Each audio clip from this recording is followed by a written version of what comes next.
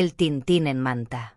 Manta, ciudad costera de calor húmedo y brisa salada, parecía tranquila bajo la luz mortecina del atardecer. Sin embargo, aquel día algo en el puerto había cambiado. Los barcos regresaban con redes vacías y los pescadores hablaban de sombras que se movían entre las olas. Nadie, salvo unos pocos ancianos del lugar, recordaba la vieja leyenda del Tintín, una criatura marina que, según decían, surgía cuando la codicia humana perturbaba la mar. Daniel, un joven periodista recién llegado a la ciudad, escuchó fragmentos de la historia en un bar cercano al muelle. «No es un cuento para turistas», le advirtió un hombre de rostro curtido por el sol. «El Tintín aparece cuando menos lo esperas, y los que lo ven nunca vuelven a ser los mismos».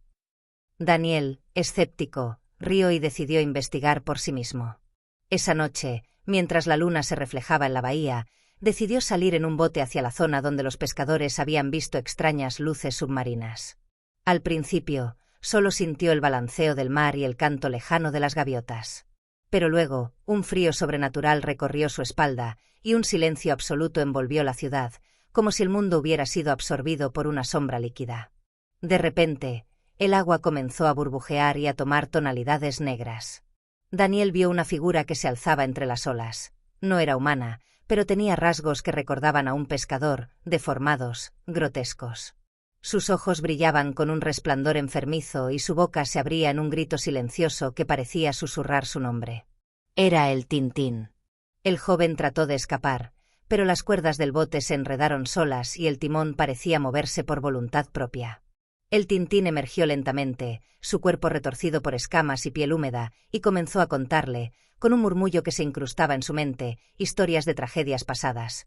Marineros que desaparecieron, barcos hundidos y secretos del puerto enterrados bajo el lodo del fondo marino. El horror no estaba solo en la visión de la criatura, sino en la certeza de que conocía sus miedos más profundos. Daniel vio a su familia, a sus amigos, incluso recuerdos de su infancia, todos retorcidos, consumidos por la presencia del Tintín. Cada burbuja que subía del agua llevaba consigo un pedazo de su cordura. Cuando intentó gritar, no salió sonido alguno. La criatura se acercó, y por un instante, sus ojos se encontraron con los de Daniel. En ellos había un reflejo de todo lo que la gente de Manta había ignorado durante años. La maldad oculta en la ambición, la destrucción del mar, el hambre que no era solo de alimentos sino de almas. Finalmente, el bote volcó. Daniel cayó al agua negra. Y mientras la corriente lo arrastraba, escuchó la risa del Tintín mezclada con el murmullo de las olas, un sonido que prometía volver por cada alma que osara desafiar la calma aparente de Manta. Nadie volvió a ver a Daniel, y los pocos que recuerdan esa noche todavía sienten el frío de los ojos del Tintín observándolos desde las profundidades. Desde entonces, los pescadores saben que cuando la mar está extrañamente en calma y un silencio mortal recorre el puerto, el Tintín está cerca, esperando a los curiosos y a los imprudentes que desafíen su reino bajo las aguas de Manta. Pasaron días desde la desaparición de Daniel, pero en Manta nada volvió a ser igual. Los pescadores que se atrevían a salir al mar decían escuchar risas ahogadas entre las olas, y algunos regresaban con la piel pálida y los ojos vidriosos, murmurando nombres que nadie reconocía. La ciudad, que hasta entonces era bulliciosa y alegre, comenzó a cubrirse de un silencio inquietante. Las calles parecían vacías incluso al mediodía, y la brisa marina traía consigo un olor salado mezclado con algo más antiguo y podrido, como si el océano mismo estuviera enfermo. Un grupo de jóvenes decidió investigar la desaparición de Daniel. Entre ellos estaba Ana, una estudiante de antropología, y Marco, amigo de Daniel y amante de las leyendas locales. Se adentraron en la vieja zona del puerto donde las barcas permanecían amarradas como fantasmas flotantes. La luna estaba roja esa noche, un reflejo que daba al agua un color de sangre. De pronto, el mar se agitó sin razón. Una niebla negra emergió desde el horizonte y se extendió como un manto sobre la ciudad. Entre las sombras, figuras humanas comenzaron a aparecer, pero no eran personas vivas. Eran reflejos deformes, espectros de aquellos que el Tintín había reclamado en el pasado. Sus ojos estaban vacíos, y sus bocas emitían un murmullo que perforaba la mente, repitiendo sin cesar: «Regresamos del fondo, regresamos por los vivos». Ana sintió como la oscuridad la envolvía y por un instante, pudo ver bajo la superficie del puerto. Barcos hundidos, restos humanos, redes llenas de manos que se aferraban como si quisieran salir del agua. Cada detalle era más horrendo que el anterior, y el Tintín emergió de nuevo, esta vez más grande, más monstruoso. Su cuerpo brillaba con un resplandor negro, y su forma se retorcía entre humano y bestia, con brazos que parecían tentáculos y una boca que podía devorar sueños. Los jóvenes intentaron correr por las calles, pero el Tintín no estaba limitado al mar, la niebla lo transportaba. Sombras de sus víctimas flotaban por las paredes, los techos, e incluso por el aire, arrastrando a quienes se atrevían a mirar demasiado cerca. Marco fue atrapado por una de esas sombras y desapareció con un grito que retumbó en los edificios vacíos, mientras Ana sentía la mirada de la criatura clavada en su espalda. Desesperada, Ana llegó a la antigua capilla abandonada cerca del puerto, donde los ancianos decían que se hacían rituales para calmar al Tintín. Entre polvo y telarañas encontró un viejo libro de rituales marinos, escrito con tinta oscura que parecía moverse por sí sola. El libro describía cómo ofrecer un sacrificio simbólico al mar podía mantener a la criatura bajo control. No era una solución definitiva, solo un aplazamiento. Ana no dudó. Con manos temblorosas, dibujó símbolos en el suelo, vertió agua del mar en un cuenco y pronunció palabras que parecían resonar desde lo más profundo de su pecho. El Tintín apareció frente a la capilla, rugiendo, sus ojos llenos de odio y hambre, pero algo cambió. La luz del ritual comenzó a brillar, y por un instante, la criatura retrocedió, incapaz de atravesar la barrera de magia antigua. Sin embargo, Ana sabía que aquel triunfo era temporal. La risa del Tintín volvió a llenar la ciudad, ahora en todos lados. En el murmullo de las olas, en los gritos de los fantasmas, en los rincones de cada casa. Cuando Ana salió de la capilla, el puerto estaba desierto. Los barcos parecían dormir en silencio, pero bajo las aguas negras, el Tintín esperaba. Y mientras la niebla se retiraba lentamente, dejó un mensaje que nadie podría olvidar. Manta me pertenece. La ciudad respira porque yo lo permito, y regresaremos. Desde aquella noche, los habitantes sienten la presencia del Tintín incluso en los días soleados. Un frío repentino, un murmullo detrás de la puerta, un reflejo extraño en la ventanilla del puerto. Nadie sabe cuándo volverá a emerger, ni cuántas almas tomará, pero todos recuerdan que debajo del mar de Manta, la oscuridad aguarda, paciente y hambrienta. Hola. Antes de que sigas disfrutando de este contenido, tengo algo importante que decirte. ¿Ya eres parte de nuestra comunidad? Si no lo eres, este es el momento perfecto para unirte. Al suscribirte, te aseguras de no perderte ningún vídeo nuevo.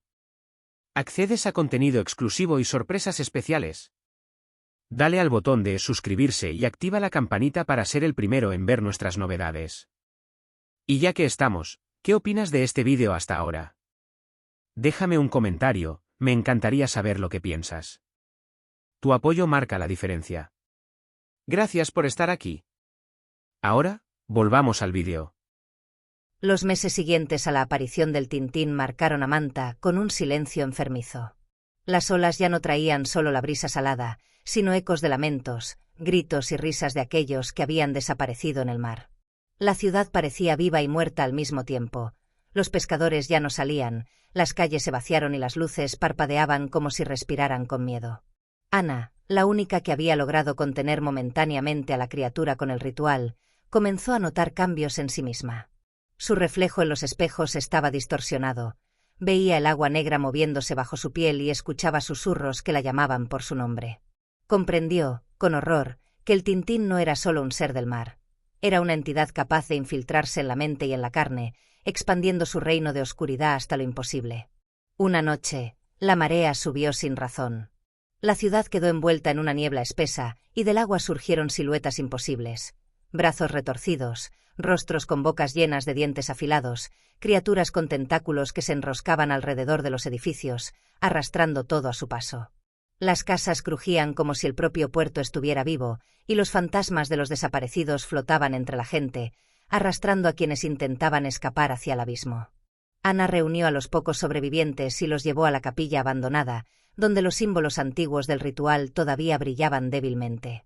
Intentó reforzar la barrera con agua del mar y palabras que apenas podía pronunciar. Pero el Tintín había evolucionado. Ya no dependía de aparecer solo en el agua. Ahora caminaba entre la niebla, deformando la realidad, y cada criatura que había reclamado regresaba a la vida como un espectro hambriento, susurrando secretos de muerte y locura a quienes los miraban. En un acto desesperado, Ana entendió que no podía derrotar al Tintín, solo podía sellarlo. Sacó un antiguo relicario que contenía una piedra negra, conocida en las leyendas como el Ojo del Abismo, y comenzó el ritual final. La capilla tembló, las paredes goteaban agua negra y voces antiguas clamaban por liberación. El Tintín se alzó frente a ella, más grande que nunca, con una forma que mezclaba hombre, pez y demonio, y su rugido abrió una grieta en el cielo, dejando que la tormenta de la muerte inundara toda la ciudad. Ana gritó, vertiendo agua del relicario y pronunciando palabras que parecían romper el tiempo mismo. El Tintín rugió, y un chorro de oscuridad intentó devorarla, pero la luz de la piedra lo detuvo momentáneamente. Por un instante eterno, todo quedó suspendido, la ciudad, el mar, la niebla, los espectros, todos atrapados en un silencio absoluto. Cuando la luz del relicario desapareció, Ana se encontró sola. La ciudad estaba desierta, las calles cubiertas de agua negra estancada, y la brisa olía a hierro y sal podrida. Nadie sabía si el Tintín había sido sellado o simplemente estaba esperando, oculto, bajo la superficie de la ciudad. La capilla estaba en ruinas, con símbolos quemados en el suelo y un eco lejano de risas que parecía provenir de todas partes. Ana comprendió la verdad más aterradora: Manta ya no era solo una ciudad, era un puente entre el mundo de los vivos y el abismo del Tintín. Cada vez que alguien mirara al mar, escuchara el susurro de las olas o sintiera un escalofrío inexplicable, sabría que la criatura estaba allí, paciente y hambrienta.